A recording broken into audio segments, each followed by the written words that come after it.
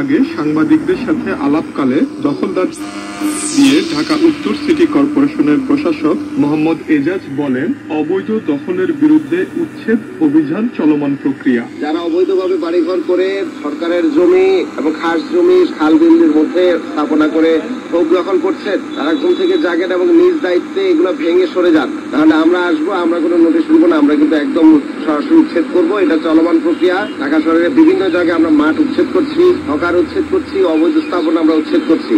City কর্পোরেশনের এমন উচ্ছেদকে স্বাগত জানিয়েছেন ঢাকা নগরবাসী। মোহাম্মদ হেমায়েত আকবর টিপু, বাংলাদেশ বেতার, ঢাকা।